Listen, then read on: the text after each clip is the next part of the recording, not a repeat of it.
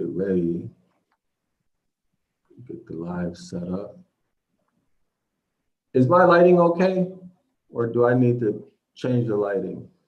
No, you good from my view. You good. Good. Yes. All right. So I think it's live right now. Ready. So yeah, it's live right now. So let's go ahead and get started. Wait a minute, let me I don't remember if I put the link in the chat or not already.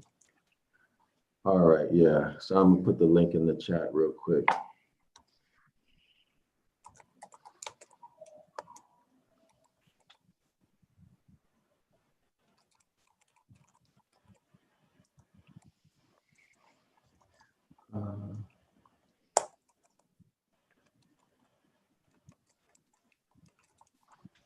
All right, there we go. So let me put the link. So I'm putting the link in the chat if anybody wants to come into the classroom and participate in this discussion. And what we're going to do, we're going to discuss, hold on 1 second. We're going to discuss, let's see, a chapter in a book here. Is my camera showing, Cleveland? Yes. Okay, so I need, okay, hold on, let me share what we're gonna do here. Oh, well, wait a minute. Can you see my camera? Yes, I can see it. All right, so this is what we're gonna discuss. A chapter in this book is called Christianity Before Christ. And this is chapter 4, Baal or Baal, or Baal, however you want to pronounce it, the Babylonian Christ. So this is the Babylonian Christ, and this is by John G. Jackson. Okay, so we're going to go through this book. It's only, well, this chapter, it's only 2 pages. Okay, so let's give it a few minutes to see if anybody's going to come through. This is a very popular book, by the way, everyone.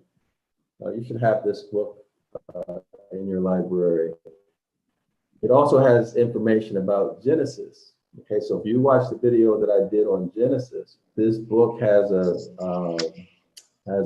chapter on creation that also deals with Genesis chapter 1. Okay, and one of the things that you'll find is a reference point or citation rather that shows that Genesis chapter 1 was written hundreds of years after chapter 2. In other words, it was not in the original book of Genesis, but that's a whole other story. But anyway, this is what we're going to get into. And in fact, Cleveland, let's just go ahead and do it. I don't feel like waiting.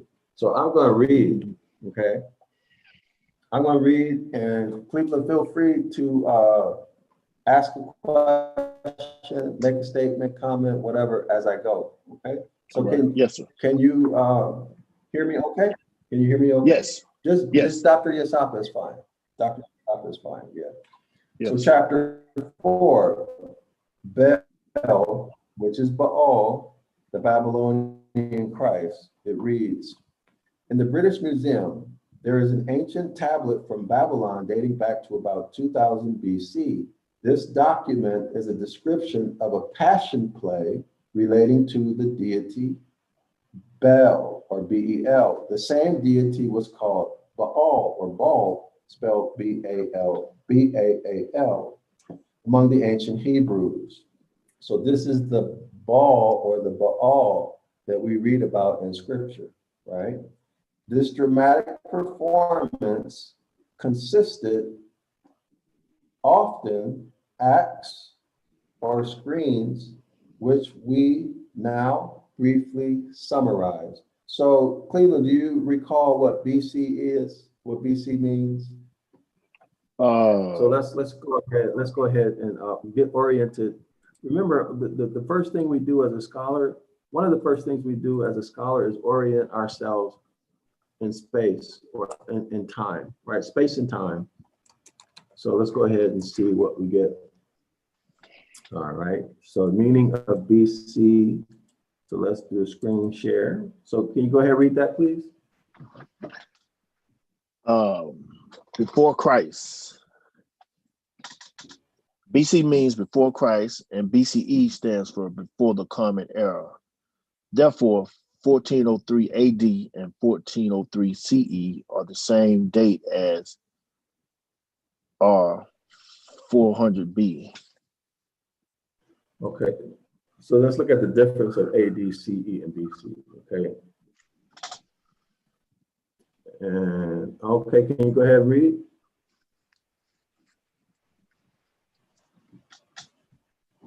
Answer by what is the difference between AD and CE and BC and BCE? There's no difference in dating, just in the terms. I know Domini is Latin for in the year of the Lord, referring to the birth of Jesus Christ. CE, the abbreviation for Common Era, used to mark the time in the same way. BC means before Christ, and BCE stands for before the Common Era. Therefore, 1403 AD and 1403 CE are the same date as 4000 BC and 4000 BCE. Read the article Common Era CE and Before Common Era BCE by the website Time and Date. Okay, so can you summarize what BC is? BC before Christ. Okay, very good. Yeah, that's pretty much what I've always, I guess, knew or learned. Right. Yeah. So what do they all have in common? What do they all have in common? They're all relative to what? Oh, the Christ. Right. What about the Christ figure? It's like a time. A time. Go ahead. Yes. No. Stick to what's on the page. It's relative to what? It's referring to the what? birth. Return the birth. Yeah, the birth of Christ. Jesus. So it would be what? Before the birth would be what? BCE. Right. Or BC. Yeah. Right. BC and BCE are the same, right? And then Right. AD and CE are the same. So the orientation is before and after the birth of the Christ figure, right? Right. Okay. So now this is significant, and now you're going to see why. All right. So let me go back and read that paragraph again. In the British Museum, there is an ancient tablet from Babylon dating back to about 2000 BC.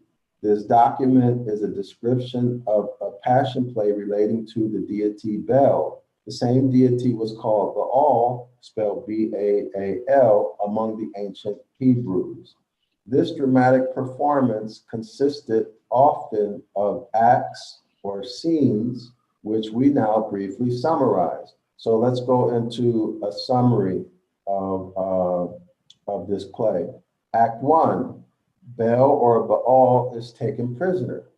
Among the actors of the drama, the one representing Baal or Baal was arrested by soldiers and taken off the stage. Does that sound familiar? Yes. Well, let me read it again. Act 1.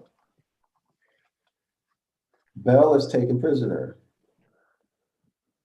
Among the actors of the drama, the one representing Baal or Baal was arrested by soldiers and taken off the stage. Does that sound familiar? Do you know the New Testament about the story of Jesus Christ? Are you familiar with that? No, sir. No, sir. Okay. Was Jesus Christ arrested in the New Testament? Yeah, and I guess I only knew that because I think I may have seen the Passion of the Christ, that Mel Gibson movie. I think I recall it from Okay. there, not so much of me knowing it from the word, the scripture, but yeah, I recall it from that Right, but movie, I just the think. story, just the story. Do you recall in the Just the story story, yes. about he was arrested by soldiers? Yes. Okay, so what this book is doing is drawing parallels between the Babylonian Christ and the Christian Christ.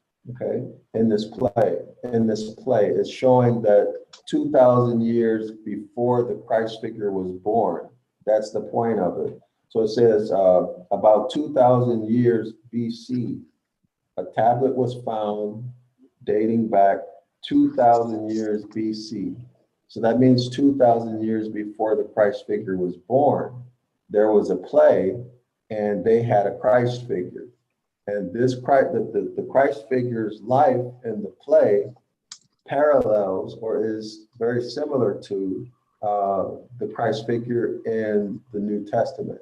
That's the point of this book, Baal or Baal, the Babylonian Christ. Okay. So Act 2, Baal is tried in the Hall of Justice. Is there a parallel in the New Testament or in the Gospels with the Christ figure being tried and something similar to a Hall of Justice? Yes. Okay. Right. So let's continue. So Act 2, Baal or Baal is tried in the Hall of Justice. Here we have a trial in a courtroom. There was a judge and witnesses who gave testimony for and against the victim, who, though found innocent, was sentenced to death. So that's a clear parallel between the Babylonian Christ figure and the Christian Christ figure. All right, Act 3, Baal is smitten. So are you familiar with what smitten means? No, sir. So let's look up smitten real quick. All right. So let's get a look at smitten. Are you okay? Are you comfortable doing this? Oh, yes, sir. Yeah. Some people get spooked out over this topic. If you're uncomfortable, you can unmute your microphone, please, Cleveland. If you're uncomfortable, let me know. I'm Okay. good. I'm good. Yes, sir. Yes, sir. All right. So smitten, let's see. Let's get the definition of smitten. Okay, so can you read the definition of smitten, please? Put it up for me, Doc. All right. You see it? No, sir. You don't see that? No, I see it in my top screen where I usually see myself, but I see you in the big screen. That makes sense. Okay, so hold on. All right, let's do it again. All right, so smitten, do you see it? Yes, smitten, struck as with a hard blow, grievously or disastrously stricken or afflicted. And it says very much in love. Okay. So what? So is this paralleled in the New Testament with, well, in the Gospels, in your opinion? Yes. Okay, so let's go ahead and read Act 3. Baal was smitten. Baal was in the scene, abused and jeered at by the mob. As the prophet Isaiah later worded it, he is despised and rejected of men, a man of sorrows and acquainted with grief, and we hid, as it were, our faces from him. He was despised, and we estimated him not. Okay, so Baal was smitten. The Christ figure in the Gospels was also smitten. So Act 4, Baal or Baal is led away to the mount. The actor representing Baal was taken under guard to a hilltop on which was a sacred grove. Do we find that in the New Testament? Yes. Yeah, it's also there. Yes, sir. Okay, Act 5. Act 5. With Baal are taken two malefactors, one whom is released. So let's look up malefactor. Malefactor. You wonder why they use such terms, right? All right. So malefactor, you want to read that one? Malefactor, a person who commits a crime or some other wrong. Huh. Okay. Similar. So do we find Criminal, that in the culprit. gospel? Yes. Wrongdoer. Yes. Offender. Yes, definitely. Okay, so Act 5, with Baal or Baal, then this is the Babylonian Baal, are taken two malefactors, one whom is released. One whom is released. Is one released in the gospel? In the Christian gospels? I'm So not in sure this, about that one. so in this scene, two criminals were tried. One was found guilty and the other innocent. The guilty malefactor was sentenced to death and the innocent one was released. The death of the deity was not enacted in the amphitheater. This may be, this may be said, Finley, because it took place on a hill where he was hung on one of the trees in the sacred grove, or crucified or slain on an altar, and so could not be enacted on the stage. By now, the theater is empty and everyone has climbed to the top of the hill to witness the death scene. After the death scene, people return to the amphitheater. Okay, so that's Finley, Psychic Stream, page 227. So do we often hear people say that the Christ figure was probably, if not crucified, hung on a tree? Is that correct? Yes, definitely. That's correct. That's right. That's correct. All right. So Act 6. After Baal has gone to the mount, the city breaks into a tumult. In this scene, a mob appeared on the stage depicting the tumult resulting from the death of Baal. So let's go look up tumult. You know, a lot of people don't they hear these words all the time, but they're not familiar with their meanings. Right, right. All right. So can you read, please? Tumult, a loud, confused noise, especially one caused by a large mass of people. A tumult or shouting and screaming broke out. Okay. Right. So this also occurred in the gospel. So that's another parallel. All right. So Act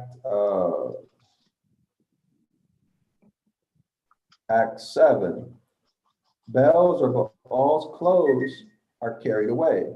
The corpse of Baal or Baal returned from the mount, was stripped of its clothing and prepared for burial. So the body was returned from the mount, was stripped of its clothing and prepared for burial. So that's also in the Christian gospel.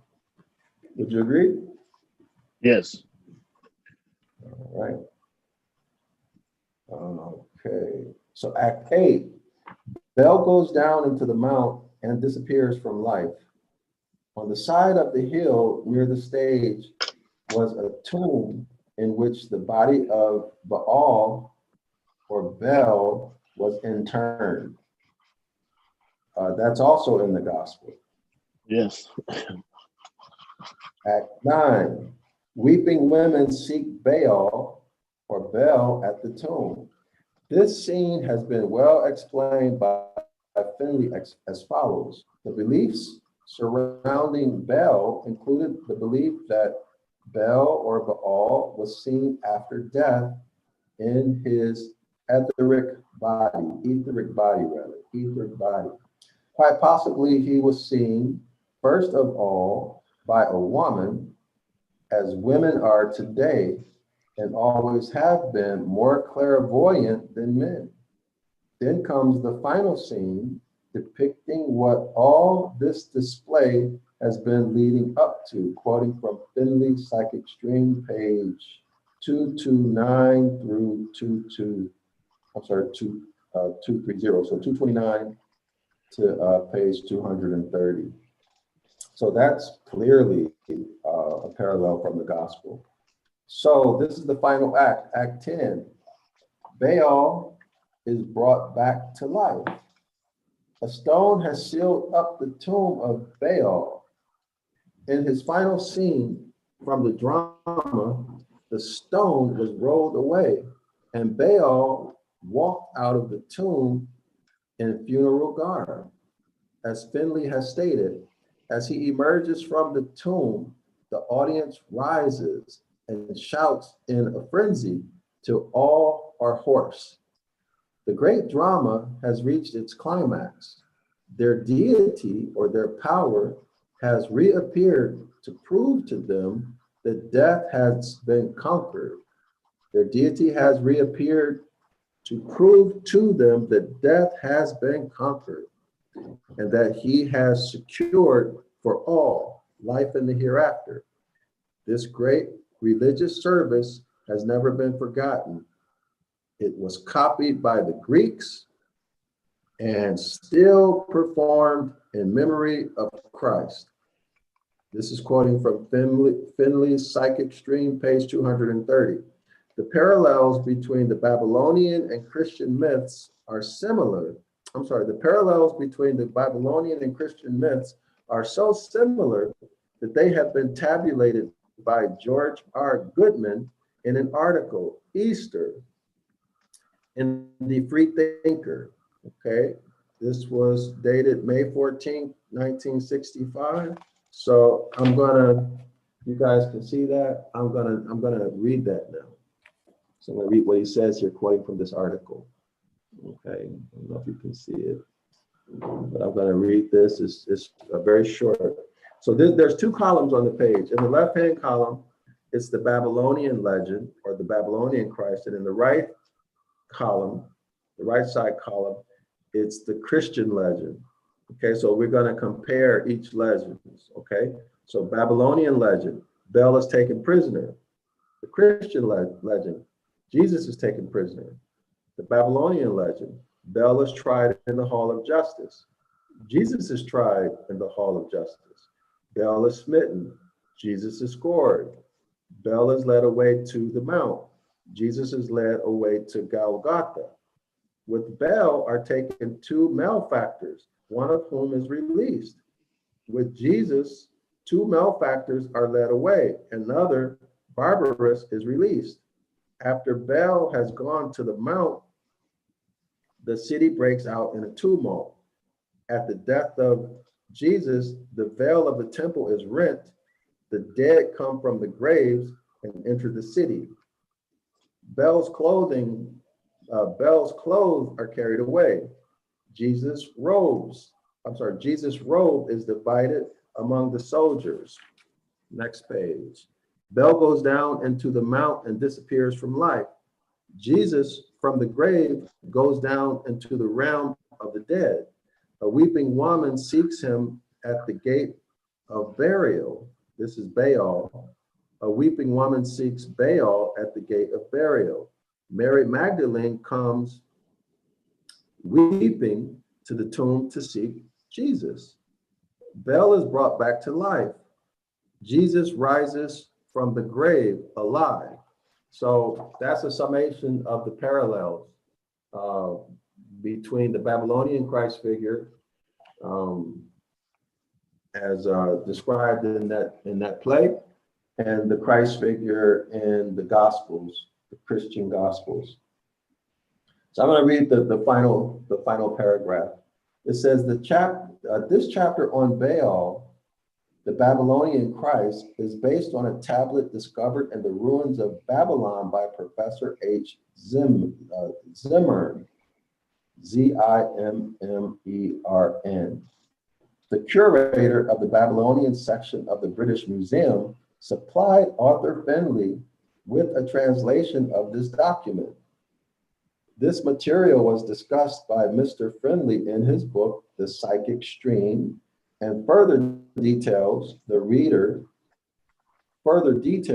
the reader is referred to in that work.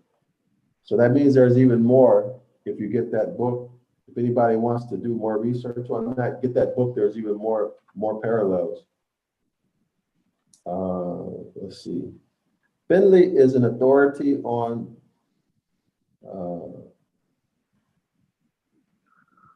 I don't know how to pronounce it. Psychical research. PSYCHICAL. Psychical research. What is psychical research? He was a founder and, for a while, chairman of the International Institute of Psychical Research, and was also vice president of the Glasgow Society of Psychical Research and the Leicester Society of Psychical. Okay, so I know what this is. This is mind science. Okay. Psychical. So this, if anybody doesn't know, this is a very heavily researched science amongst, in the US, amongst the CIA, right, FBI, but it's very prominent and out in the open in Russia.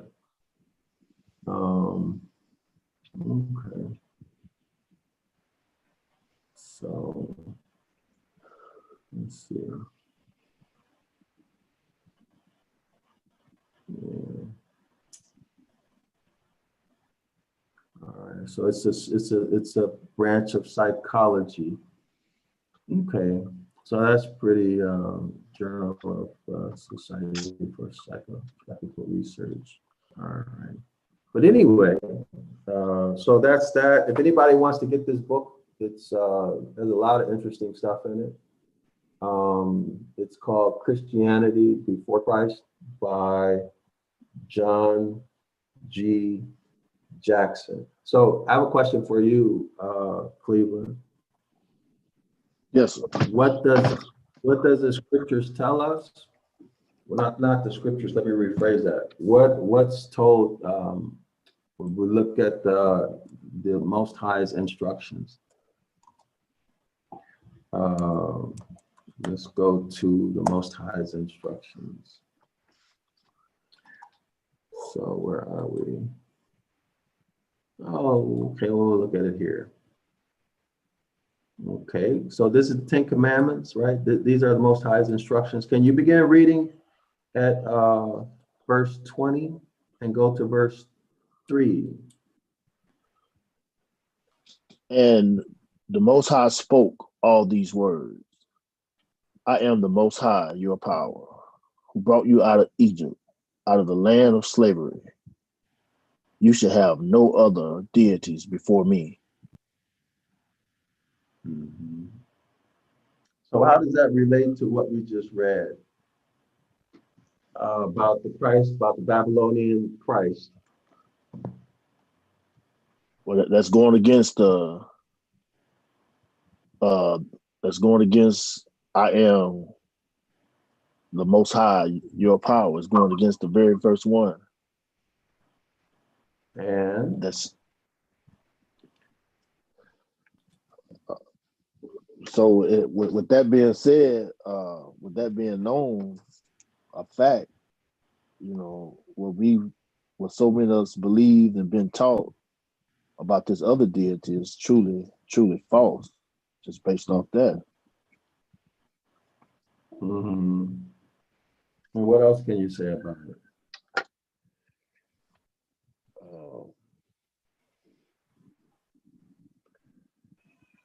I'm gonna say it like this on my part. It's just amazing that I've been so blind. Okay, it's just so amazing. Let's look at Deuteronomy, chapter 4, verse 3. Okay, let me pull it up.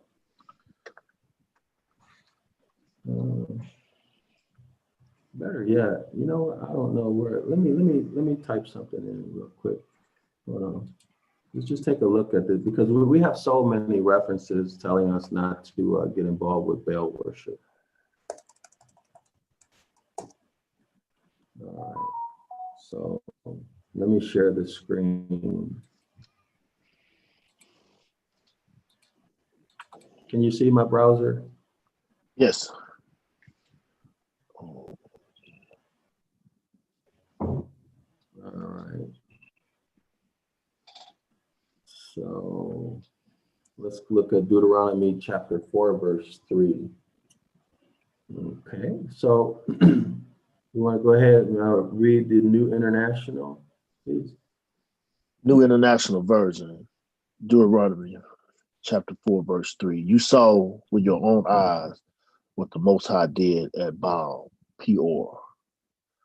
The Most High, your power, destroyed from among you everyone who followed the Baal of Peor.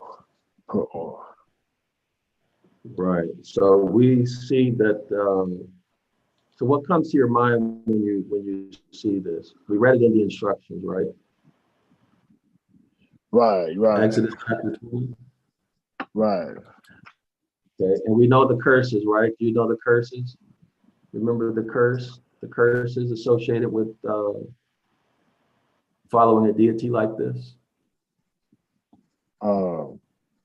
What's the penalty? Is it blessings or curses? Curses for following other deities. Right. So let's see if we can pull something up real quick. Try to bring this. We'll try to demonstrate this. All right. So let's start with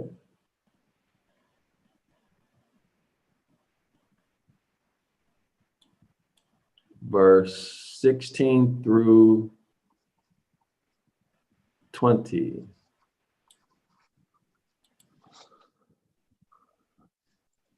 For ye know how we have dwelt in the land of Egypt, and how we came through the nations which ye passed by, and ye have seen their abominations and their idols, wood and stone, silver and gold, which were among them. Lest there should be among you man or woman or family or tribe whose heart turneth away from this day from the Most High our power, to go and serve the deities of these nations. Lest there should be among you a root that beareth gall and wormwood. And it came to pass when he heard the word of the curse that he blessed himself in his heart, saying, I shall have peace, though I walk in the imagination of my heart to the drunkenness to thirst. The Most High will not spare him, but the anger of the Most High and his jealousy shall smoke against that man. And all the curses that are written in this book shall lie upon him, and the Most High shall blot out his name from under heaven. Okay, I have a question for you. Do you understand anything that was written there? The English is kind of a little bit too old, right? Yes, sir. So let's look at a newer version with more modern English. So this is the NIV, okay? I think we were in the KJV when you just read that. So let's look at the same verses in the NIV, and this is modern English. So go ahead, read 16 through 20. 16 through 20. Well, better yet, hold on. Okay, so let me read the first verse. This is Deuteronomy chapter 29. These are the terms of the covenant. So we're talking about the covenant. This is the contract, the instructions that the Most High gave to Moses, or some people say 10 commandments. These are the terms. So when we see terms, we know we're talking about what? A contract, right? A legal binding agreement between the Most High and the house of Yasharallah. These are the terms of the covenant or the terms of the contract that the Most High commanded Moses to make with the house of Yasharallah and Moab. Okay, in addition to the covenant he made with them at Horeb. So notice, what is this talking about? The renewal, simply the renewal or a reminder, right? Or to emphasize, okay? All right, so Moses summoned all the house of Yasharallah and said to them. Now we'll go down to this portion of what Moses said to the people, our ancestors. So go ahead, begin reading at 16 and go through 21, please. Through 21. You yourselves know how we have lived in Egypt and how we passed through the countries on our way there. You saw among their detestable images of idols, of wood and stone, of silver and gold. Make sure there is no man or woman, clan or tribe among you today whose heart turns away from the Most High, your power, to go and worship with the deities of those nations. Make sure there is no root among you that produces such bitter poison.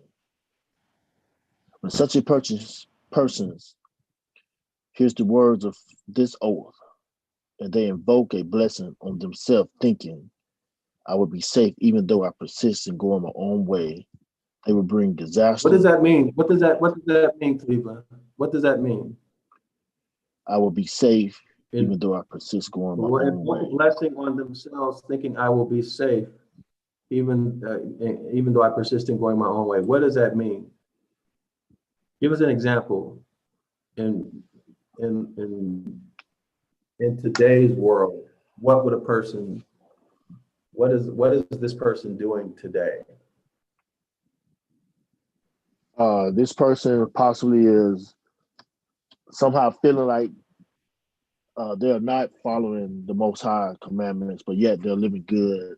You know, I guess possibly they may be in good health, or they may have good financials, but not following the Most High instruction, but not knowing. Okay. But not knowing the scripture said that person. Right. So when such a person hears the words of this oath, that means when a person hears the instructions, they're told the instructions, right? Right. That's what's happening here. Just like Moses was telling our ancestors the Most High's instructions, okay? So this person would hear the Most High's instructions, and they would invoke a blessing on themselves, thinking, I will be safe. What it's saying here is they're saying, well, that won't happen to me. I'm going to be all right. This deity has been taking care of me, right? Providing my wealth. You know, I prayed for this, that, and the other, and the deity helped me. So they're basically saying, well, that ain't going to apply to me, right? Do you see that, or do you see it in a different way? No, I see it. Yeah. Okay, so let's go on to 20. 20. The Most High would never be willing to forgive them. His wrath and zeal will burn against them. So when will the Most High forgive this person? When will the Most High forgive this person? He said never. The person who says, well, I've been worshiping this deity and he's been providing for me, right? And Most High understands, and right, so on and so forth. And they keep calling on that deity, following after him. When did you say the verse says that the Most High will forgive them? Never. Never. Is that what they teach in Christianity? No, that's not what they teach. So what's the only unforgivable sin in Christianity? Blasphemy. Blasphemy, right? Yeah. Okay, but the Most High is saying something completely different here. He's saying if you go after the deity, right? After you've heard about this, he's not gonna. Never. What does never mean? Remember from class? Okay, so let's look up never. What's the advantage, Cleveland, of looking up these words to get precise meanings, in your opinion? you get an understanding, and you start to pick up. At least I do. I'm starting to pick up that habit, even out of class, when I see words I don't understand, to look it up, to get used to it, and becoming second nature for sure. So never, at no time, in the past or future, on no occasion, not ever, not at all. Okay, so Cleveland, go ahead and reread 20 up to here and use one of those meanings. Replace never with one of the meanings that you just read. The Most High will not at all be willing to forgive them. Yeah, the Most High in no time be willing to forgive them. Yeah. Past or future.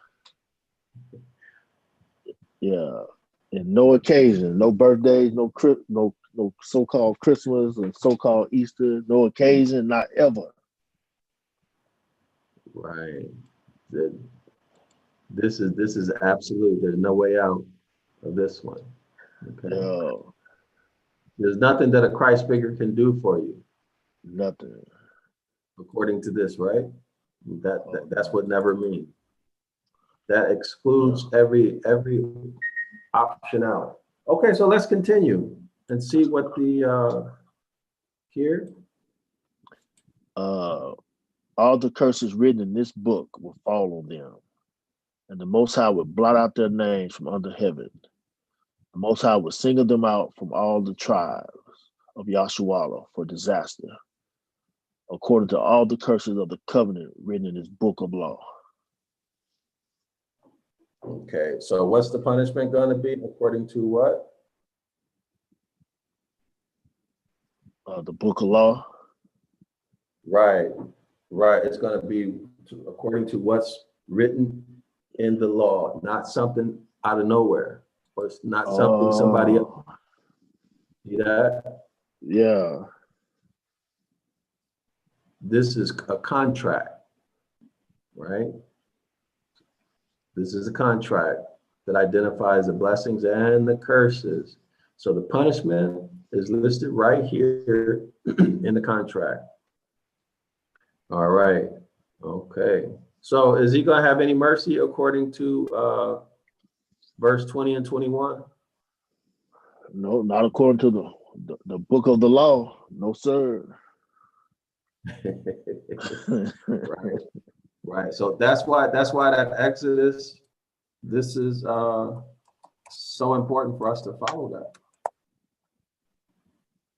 Go back. This is not to be taken lightly, right? So Cleveland, what would you say to anybody who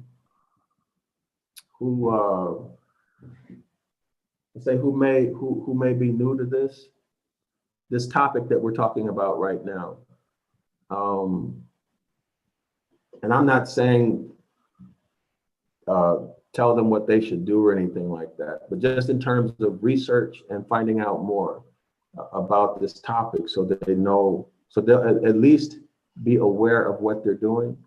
What would you recommend to a person like that in terms of helping them figure out what's what?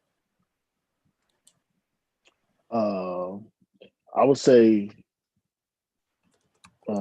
read the contract, read the blessings and the curses on a daily basis, and just really meditate and try to understand what you're reading, research the words, look up the words, and just open your mind. Mm-hmm. You know, a basketball coach told me years ago that the biggest room in the world was the room for improvement. Mm-hmm. And when I think of that, is like my mind is wide open. I'm researching, like I'm seeing it clear. It's clearing up for me. Like I see it plain and clear with the tools that are being used to looking up words in a dictionary, and seeing how and seeing what they really mean to better understand what we're reading. Mhm. Yeah. Mhm. So is this something people can do? Does it take effort? Is it hard or? I'm not saying it's hard, but it's definitely something that everybody can do. It just you just have to make a conscious effort to do it. Mhm. Yeah. Okay. All right. Well, anything else you want to say about Baal? But I think it's amazing this information has been out here and it's just basically being overlooked. And the leaders of the flock of sheep, in a sense, the shepherds are I just can't believe they don't know this exists. These books exist with this history, with these facts, with this research, and they just choose to teach this the other way. Mm-hmm. Like it's just hard for Mm-hmm. me to really like. There's no way after like I think I've heard of that book, but I've never read it. I never heard that like this was a play. So we're talking about this Christ figure that we've been worshiping come from a play that's dated 2,000 years before. A Yeah. play, like that's really messed up, man. That we could be so Mm-hmm. yeah, that's really messed up. A play. Like, and I can see how Mm-hmm. some people be really turned off on this, because the truth is hard. Waking up is Yeah, hard sometimes. let's look at this before we close out. It's just you and I. Yeah. We can book of Jeremiah. Can you read Jeremiah 23 through 27 and give your commentary, please? 23:27. Which think to cause my people to forget my name by the dreams which they tell every man to his neighbor. All their fathers have forgotten my name for Baal. Who to think, Right. who to think to cause my Uh-huh. people to forget my name by their dreams, which they tell every man to his neighbor, as their fathers have forgotten my name for Baal. Mhm. Huh. So, do you remember his name a Hebrew concept or is it a Greek concept? Um, We'll review it in class. We'll review it in class, okay? We'll review all right, this all in right. class. The videos are on Zion Law School YouTube site. There's like 17 videos. It'll go through Okay. everything. Okay, this is actually very important. Everybody should know this. So, in essence, what this is saying is that um, in verse 26, these prophets, leaders, what have you, would have the people following after Baal instead of the Most High. You see that? Yeah, yeah, That right. yeah. That's our leaders. That's our Follow, shepherds. right. So that's in Oh, Jeremiah, and in fact, right, that's in Jeremiah. Okay, so now we just considered. Let me turn on my camera. We just considered this book,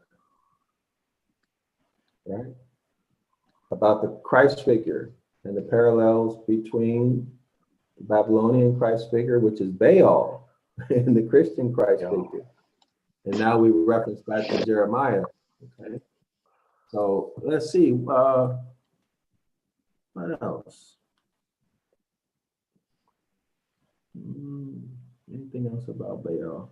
Well, let's end it there. That's enough, right? Or because we could go on and on this topic. There's a whole lot of scriptures about our ancestors worshiping Baal. But remember, Baal, and this is not for you, Cleveland. I'm just talking to anybody who might be watching this. Remember that the Most High's instruction says we are to follow no other power. We are to follow no deity. Okay, so Baal, what have you, is not our stuff. And when our people began to follow after these deities, uh, because of their relationships or influence from other nations, it was not the Most High telling them to do it. It was them choosing to do it. Okay, and for that they received the curses. So, Cleveland, you got anything to say before we close out? No, sir, I don't. I don't. Nothing for anybody who let's say might be new and trying to figure out this whole thing, kind of like where you're at. Well, if you're somebody looking for a clear understanding to the truth, definitely come back.